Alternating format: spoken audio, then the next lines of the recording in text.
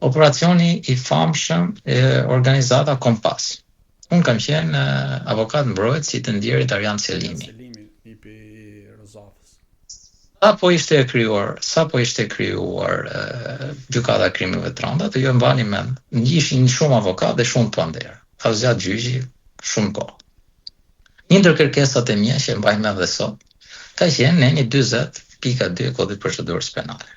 Pra, kur referoheshin thonat në fillimin e seancës gjyqësore, thuhesh çelim seancën gjyqësore, pra verifikosh paraqitja e palës, pastaj shpallësh trupi gjykuese me radhë. Thuhesh Arjan Selimi alias Armand Andoni. Pa edhe për një ngjarje që kishte ardhur nga Amerika, dhe unë me drejt, për shkak të njohurisë profesionale thosha, unë nuk merresha me çfarë ka bërë ai, po thosha, a mundeni ju si gjykatë dhe organi prokurorisë që kanë sjellë për gjykim një individ të më përcaktoni në mënyrë të saktë gjeneralitetet?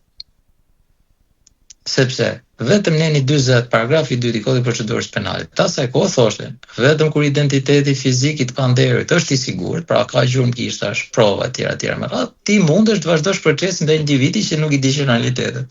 Pra një që është ka flagrancë ose një që ka prova identifikuese të mjaftueshme nga pikpamja fizike.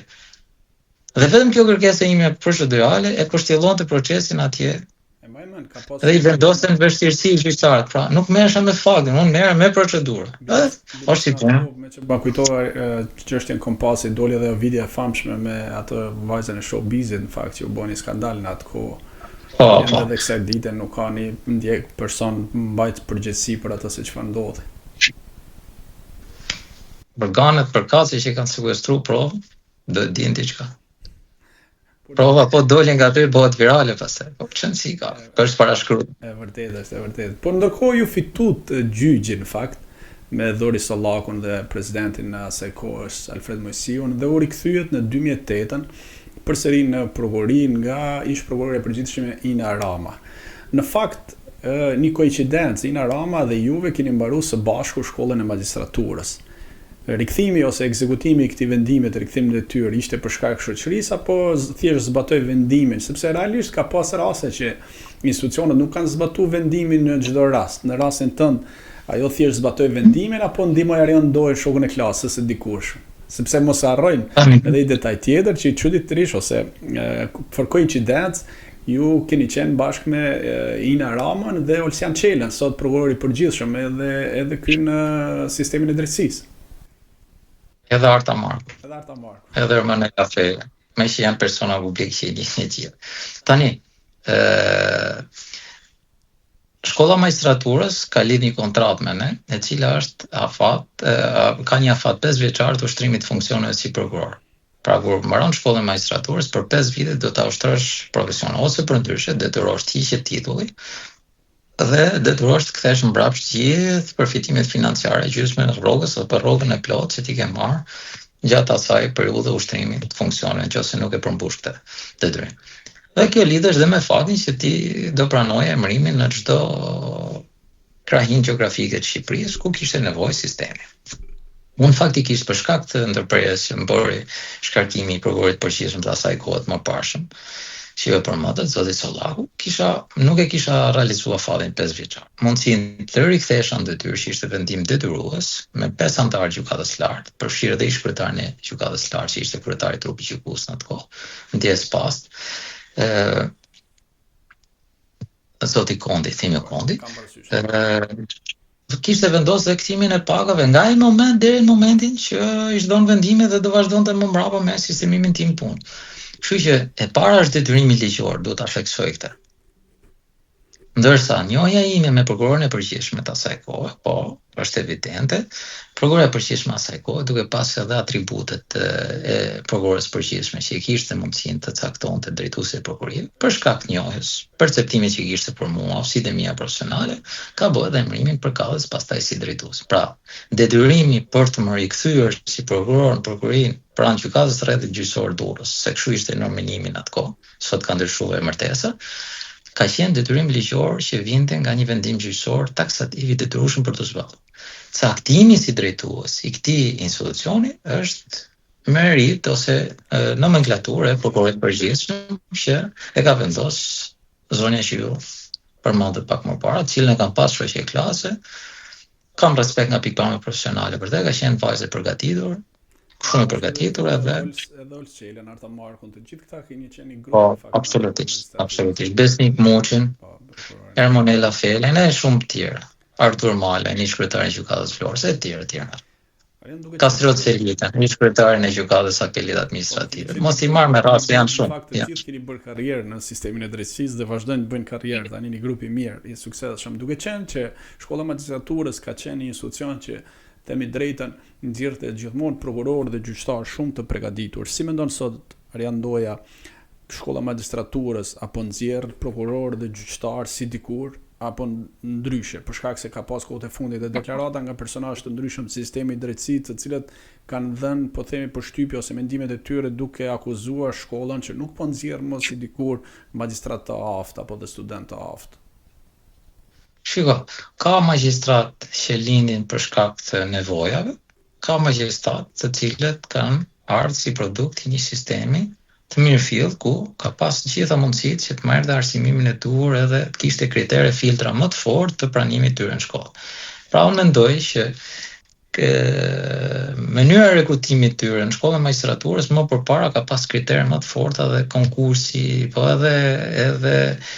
edhe si më thon ajo pjesa e pedagogëve që kanë qenë të përfshirë qoftë në testet para kualifikuese, po edhe gjatë formimit tyre vazhdues, mendoj që ka qenë një nivel më të lartë, ndërkohë që nevojat, kërkesat e kohës bën të mundur që të shtohet numri, shtimi i numrave, i kapacitetit të personave të cilët ndjekin këtë sistem trajnimi, po edhe rekrutimi i tyre për shkak të nevojave që krijoi sistemi i rivlerësimit ose vetingu i famshëm, solli si pasojë që të futeshin shumë individ. Pra numri i lartë, ran nivelet, ran kërkesat, po shikoni mesatarja, dikur ishte mesatarja kriter, pastaj hoq mesatarja. Kjo vetvetiu krijon pak problem në lidhje me perceptimin e arshëm të këtyre brezave kur punojnë praktik.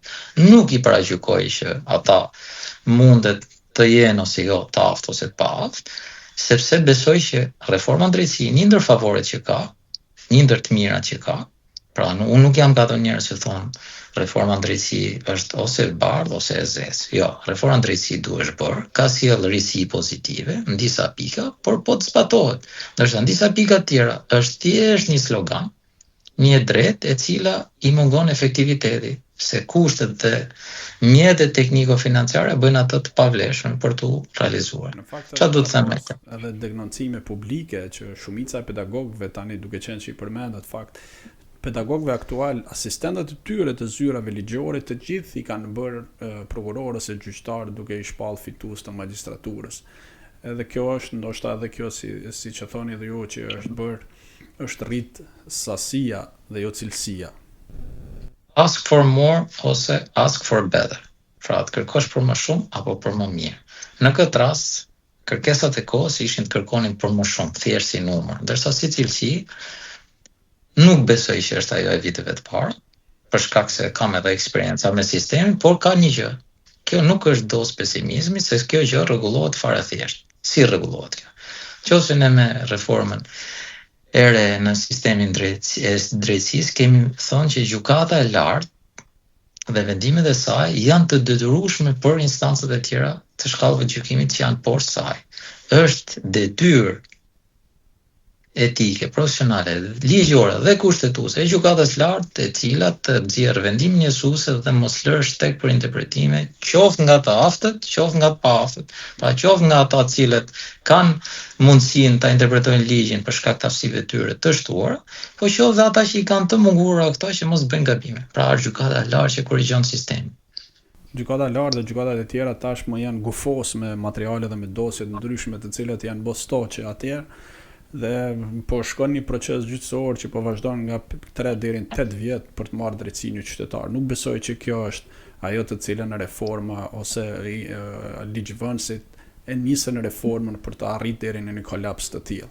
Duke qenë se dhe ju e njihni e humbi gjatë rrugës, sepse në fillim gjykata e lartë kishte forcën e gjykatës ligjit, pra merresh me mënyrën, procedurën e marrjes provave, ligjshmërinë e tyre, jo me analizën e faktit dhe të provave. Më kupton?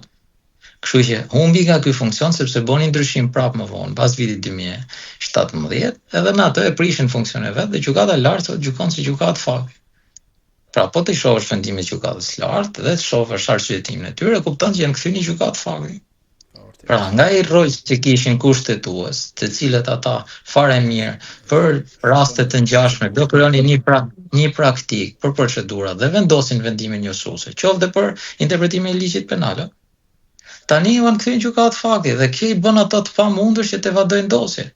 Pra, po të ishin gjykatë ligji, siç nisi reforma dhe të jepesh ajo vlera, se edhe vettingu po ta shikoni, filloi nga gjykata kushtetuese gjykata lartë. Pra filloi nga lart me qëllim përpara publikut për të thënë që po goditen ata që kanë peshë më shumë, kanë imunitet më shumë, kanë mbrojtje, kanë prevalencë juridike më shumë, kanë parapëlqim, raporte edhe me mënyrat e procedimit tyre, kanë status e privilegj më të lartë, po nga ana tjetër, edhe nga pikpamja përmbajtësore, ishin po ata, figura të reja, të cilët mendoshin që ishin të profesionalisht dhe do vendosin konturet e sistemit drejtësisë për të mos lënë nivelet e tjera poshtë që të bënë interpretime ndryshme për raste të ngjashme.